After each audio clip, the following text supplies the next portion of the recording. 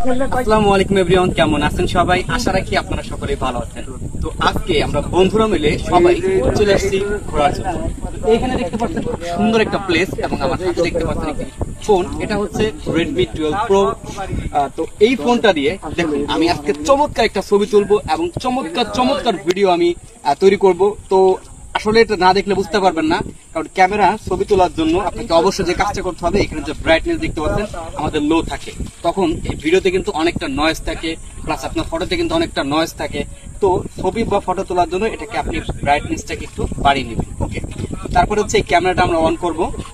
এখন আপনারা যদি একটু বিষয় খেয়াল করেন দেখতে পারবেন এখানে যে ভিউটা, এই ভিউটা কিন্তু মানে খুব সুন্দরভাবে আসতেছে।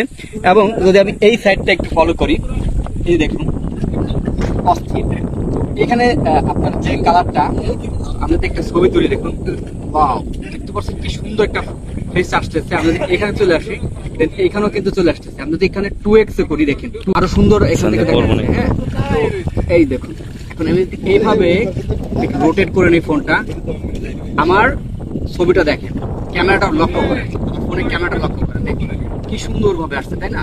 আমি যদি এখন এখানে একটা ক্লিক করি, আমার অস্থির একটা কিন্তু ব্যাকগ্রাউন্ড চলে আসছে, অস্থির একটা আমার হচ্ছে গিয়ে আপনার ফটোটা চলে আসছে। ঠিক সেম ভাবে এইখানে দেখুন আমি যখন ভিডিও আইকনে চলে আসতেছি, তো ভিডিও আইকনে আসার পর এখানে যে একটা শেপ, একটা কালো একটা শেপ আসছে এই সাইডটাতে দেখতে পাচ্ছেন।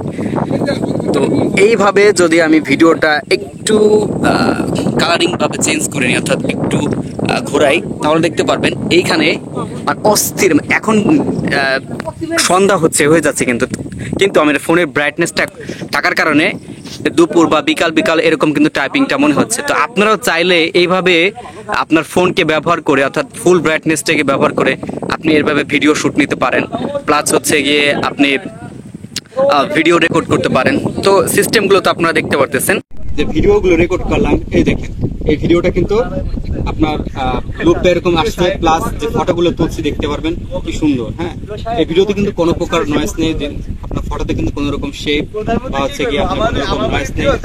এইভাবে চাইলে আপনাদের যেভাবে আমি দেখালাম, এভাবে আপনারা খুব সুন্দরভাবে আপনার মোবাইল ফোন দিয়ে আপনি ফটোগ্রাফিরও কিন্তু কাজ করতে পারেন। দেখা হবে নতুন একটা ভিডিওতে। আল্লাহ হাফেজ।